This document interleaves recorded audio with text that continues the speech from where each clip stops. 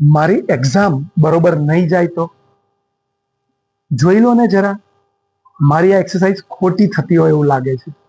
પ્રાણાયામ મારાથી બરોબર થતો નથી, આ મને નહીં આવડે. આ જે આત્મવિશ્વાસ નીચે ને નીચે જ વારંવાર જાય છે, એનો ઈલાજ કરવો બહુ જરૂરી છે. કારણ કે મારી કેબિનમાં આટલા વર્ષોમાં અનેક લોકો બધું જ બરોબર કરતા હોય, પણ એને અંદરથી એમ લાગે કે બરોબર નથી કરતા. નાનપણમાં કદાચ ઉછેરમાં એમને દબાવ્યા હશે, એમને કોઈ હિંમત નહીં આપી હોય. હવે તો મોટા થઈ ગયા ને, ઈલાજ જોઈએ.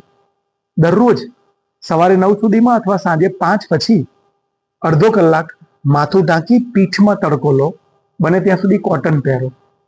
અને બીજા નંબર પર બહુ જ મોટી દવા, સાંજે ઘેર આવ્યા પછી ઘરની અંદર પૂરો પ્રકાશ જોઈએ, બિલકુલ અંધારું નહીં.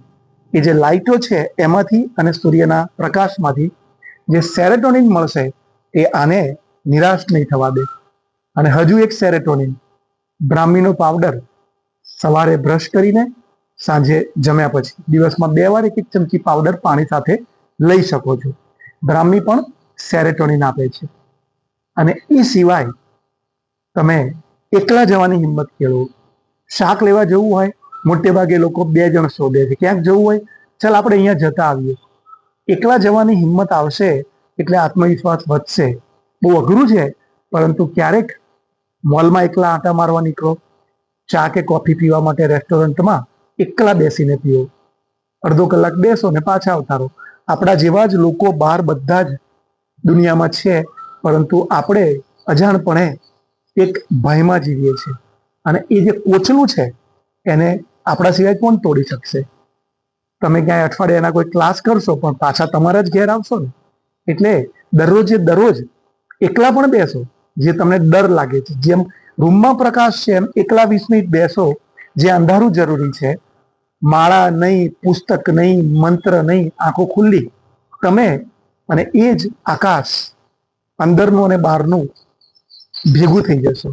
અને એક જોરદાર વસ્તુ, સવારે બ્રશ કરી લો પછી અને રાત્રે સૂતા પહેલા, રાત્રે અનુકૂળ ના હોય, તમારો અવાજ કોઈને નડતો હોય, તો સાંજે ઘેર આવીને જ્ઞાન મુદ્રામાં હાથ, કમર સીધી, આંખો બંધ અને શ્વાસ ભર્યા પછી અહીંથી જે અવાજ નીકળે એને કહેવાય નાદ બ્રહ્મ, ઓમકાર જ છે.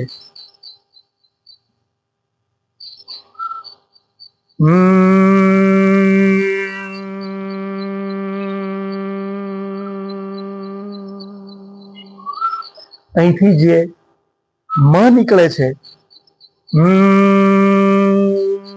એના વાઇબ્રેશન્સ માથાના વાળથી પગના અંગૂઠા સુધી જ જાય છે. ના, જ્યાં બેસીને તમે બોલો છો, રૂમની અંદર બોલો તો આખા રૂમના એક એક ખૂણે, એક એક અણુમાં ફેલાઈ જશે. તો શરીરમાં એનું આંદોલન કેટલું આવે. આવો શ્વાસ ભરીને બોલેલો જે નાદ બ્રહ્મ છે, મકાર છે, એ 11 થી 21 વાર સવારે, 11 થી 21 વાર સાંજે બોલો. સાંજે ઘેર આવીને અથવા સૂતા પહેલા ફરીથી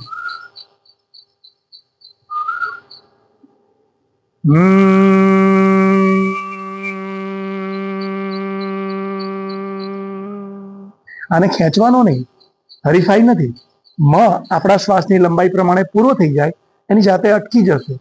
અને છેલ્લી વસ્તુ જે તમારે દરરોજ કરવાની છે, અરીસા સામે માથું વળીને ઉભા રહો અને અષ્ટાવક્ર કહે છે એમ તમે જ તમારી સાથે રહેવાના છો, તો તમે જ બેસ્ટ છો. આમ કરીને ઊંડો શ્વાસ લીધો, તમારો શ્વાસ તમે જુઓ, તમારી જાતને કહો કે એકદમ સાચું છે. ભૂલોની કોતરમાંથી સફળતાનું ઝરણું વહે.